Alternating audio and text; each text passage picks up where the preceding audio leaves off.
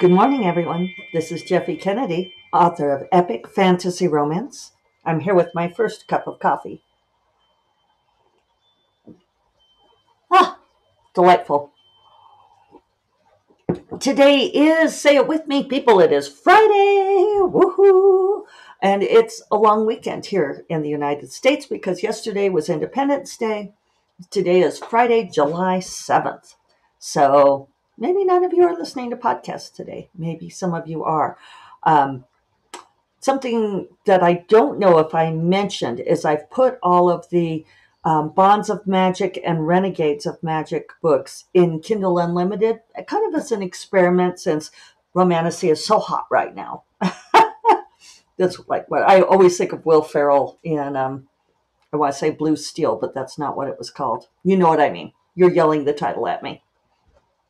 The Ben Stiller model movie. Anyway, but Will Ferrell's always going, oh, he's so hot right now. Now I distracted myself. Since I had to take a moment, I looked it up. Zoolander. Yes, thank you, Kev. I know you knew.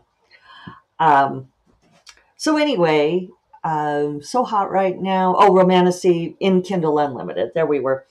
And it was really fun to see yesterday the page reads really jump up. It's like, thank you, holidays. Thank you, people reading on a holiday. I am getting good page reads on those, more better than I've done with other books I've put into KU. So that's promising. And I think I've mentioned, sorry for the industry speak for those of you who don't care, but when I release Reluctant Wizard, I am going to, I have it up on pre-order everywhere, right? And as soon as it releases and everybody gets their books, I'm pulling it down wide and putting that into KU, and we'll see if that'll build a little momentum. Putting these books in KU has made a difference because it's been so long since I've had a new release since November. So a long time, never mind the 30-day cliff, the 60-day cliff. I have like the 6 months cliff. Yeah, more. 8-month cliff. Oh. So putting those books in Kindle Unlimited has goosed my income on Amazon, considering that nothing else was doing it. So that's cool. Um, Reluctant Wizard is coming along. I have not quite as good of a week this week as I did last, but it'll be close. I had a little bit of a slump at the beginning of the week because of SIFWA nonsense. But then I hit my 2K word goal the last 2 days, and I am at, I've passed 6,000 words for the week. So it's not spectacular, but it's good.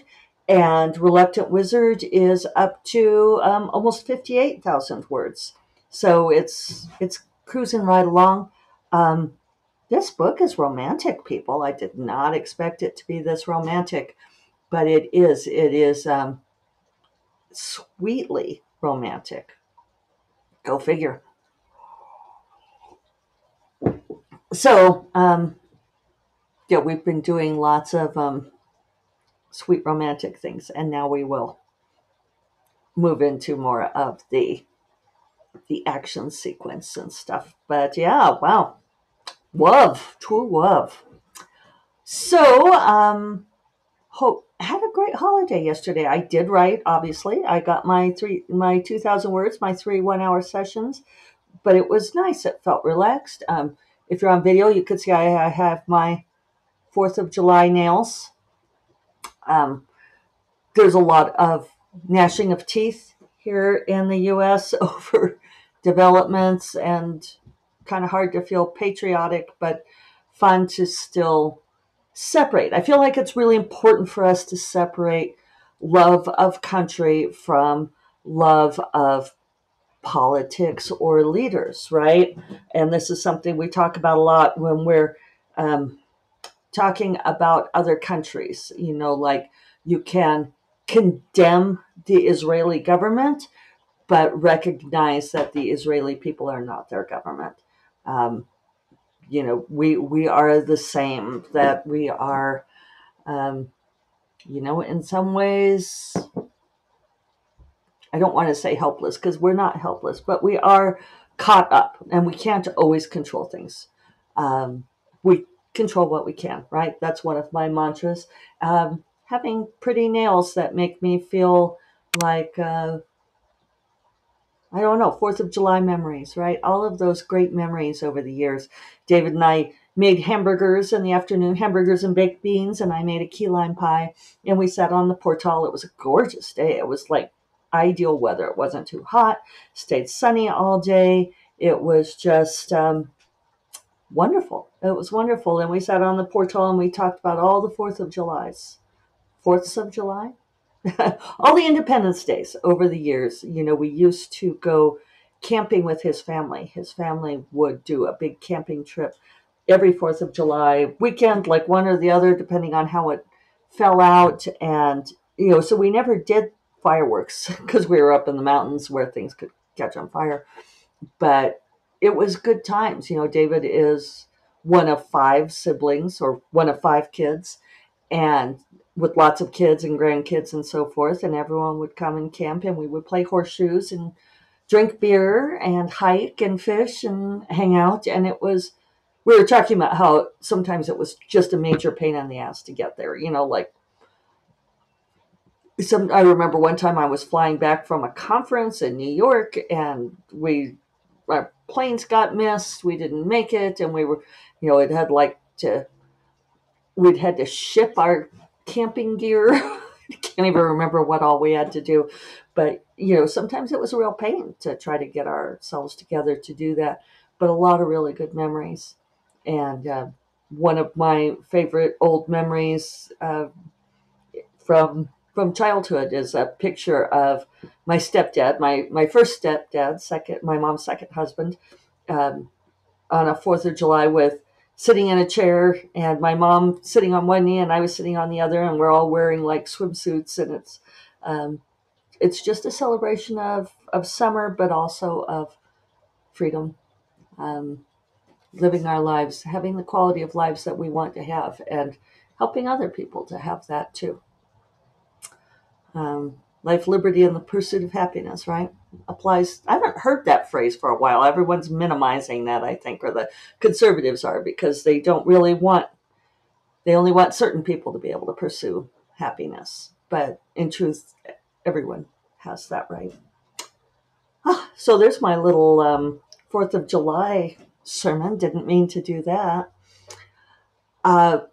One thing I've been seeing passed around, and I hesitate to say anything because I don't want to add to it, but I feel like it's being passed around in writer circles, there is this podcast that's doing like a 4-part series on Neil Gaiman, and these accusations that have been made against him of non-consensual sex. Interestingly, it's from 2 women, many, many years apart. Both of them were, while they were in consensual relationships with him, and said that it was like rough, non-consensual sex, something like that. I haven't looked at it really closely. And of course, the thing being passed around social media is everyone's like, oh no, not Neil Gaiman too, he was my hero, all of this kind of thing. And so the thing is,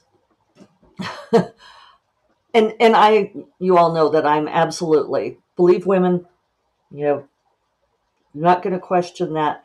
But this true crime podcast, I'm putting that in air quotes, is the only place reporting on this. The only one. There's no other media reports anywhere about this. And it's coming up out of New Zealand. And one of my author friends who lives in New Zealand says it's really weird that like the New Zealand press hasn't picked this up, because when Neil Gaiman was living there with Amanda Palmer during the beginning of pandemic, she said they reported on him nonstop. So they haven't said anything. Also, this true crime I can't say it, podcast. I want to say prodcast, which is probably not unreasonable. Apparently, she is the sister of, oh wait, hang on. I want to say Boris Yeltsin. Is that right? Boris Johnson. I knew Yeltsin was wrong. There's too many Borises. So yeah, apparently she's the sister of Boris Johnson, and she's very good friends with J.K. Rowling, who is very famously a TERF. And for those of you, hi mom, who don't know what a TERF is, it means a trans eradicating radical feminist. And basically, the TERFs believe that anyone who has transitioned, who was not assigned female at birth, but is claiming female as a gender identity now, is not really a woman. And that it undermines feminism. It undermines the feminist movement for men to pretend to be women, is kind of where they come from. And I was putting air quotes around that because, full caveat, you all listen to the podcast. This is not what I believe. At this same time, conservatives in the UK are going after David Tennant because David Tennant was wearing a shirt that was a trans rights shirt. And, basically, like the TERFs can say, oh, well, we're just defending true womanhood, again, in air quotes, but it's trans hate.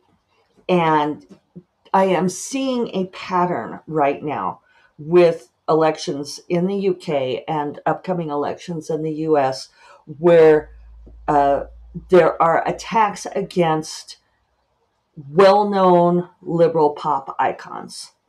And I think often of a line that a friend of mine said to me, a friend who tended to be more Republican fiscally in the past.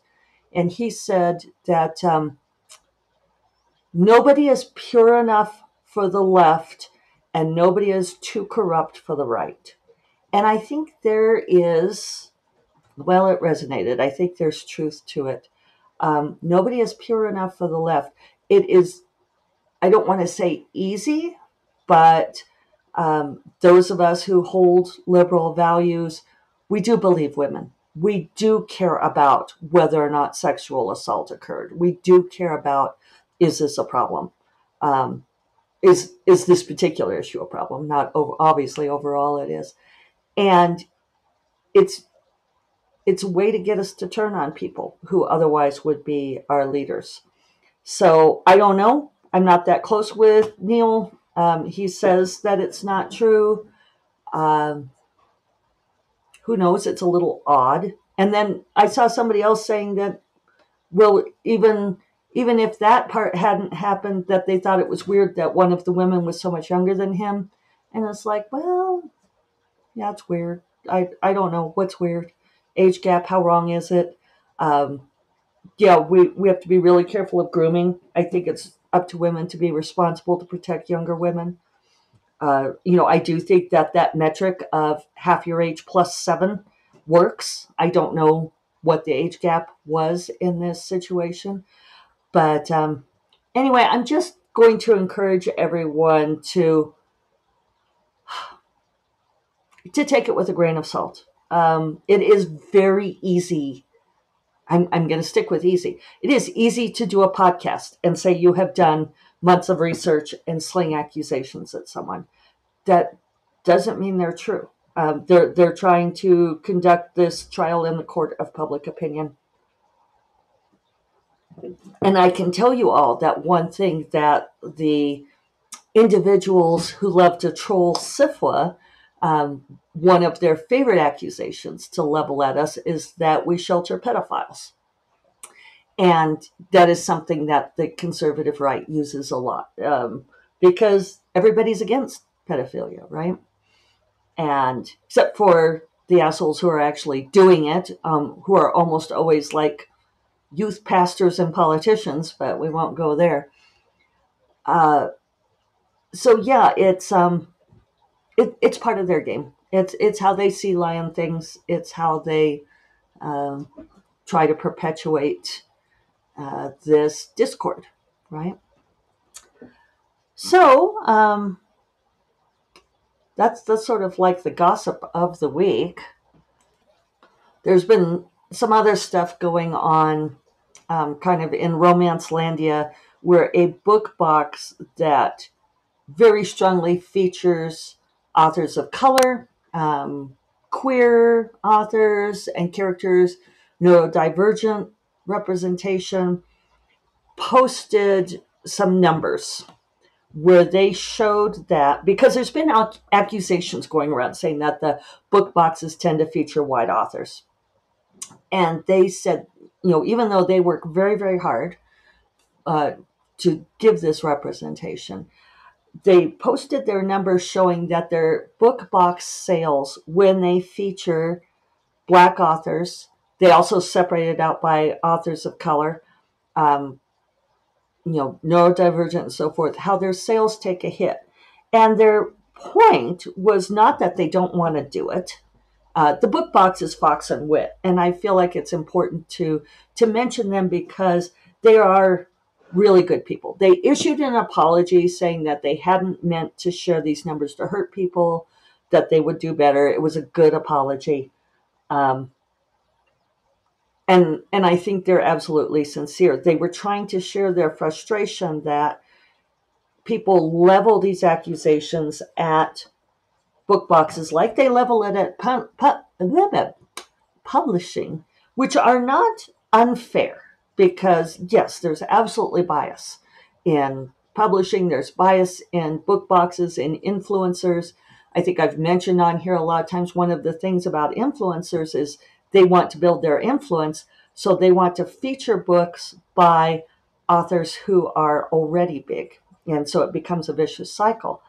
Um, there are no easy answers. But what Fox and Wit was attempting to show was they're out there trying to feature these authors, and the readers are not buying those books. And so, you know, we live in a racist society. There's systemic racism. Readers don't buy books with, some don't, with Black people on the covers or written by Black authors.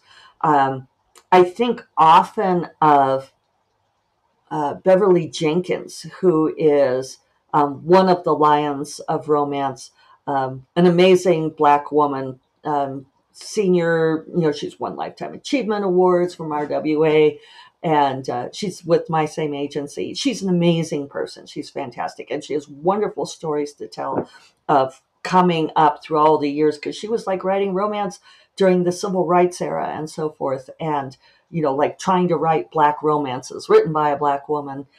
And she told me that she had a reader come up to her and say how much she loved the book, and that it had really opened her eyes because she hadn't known that Black people were capable of love. Yeah. So, racist society is racist. I think, Fox and Wit had really good intentions. I would love to see everyone support them because, they apologized for causing harm. That wasn't their intention. Their intention was to show that, yeah, there's a problem with getting the readers to actually buy the books. Now, what the solution is, there's been a lot of conversation, a lot of disagreement. Uh, you know, Starting with let's get rid of racism, which would be great if anyone could figure out that solution. I think we'll all chip in. Until then, yeah, it's a problem. It's an ongoing problem, and you can tell readers that they should read these books, they should buy these books, but getting them to do so, how do you get people to do that? How do you get people to change their minds and give something a chance? It's not easy. But food for thought. I hope that if you're in the US, you're having a great long weekend. I hope you're getting to just enjoy summertime. And if you are elsewhere, I did see Kelly Armstrong posted a very funny thread, I think, saying, inviting people to celebrate with her. She's Canadian, that she does not celebrate Independence Day, but she is celebrating freedom from uh, having 4 days during which she does not have to send anything that she owes to people in the US. And I was amused by that. She put it much more um, articulately than that, but it made me laugh. It's like, yeah, US is on holiday, so you all, if you're not in the US, you don't have to worry about us bugging you for a few days. So go have some fun, enjoy some things, and I will talk to you all on Monday. You all take care. Bye bye.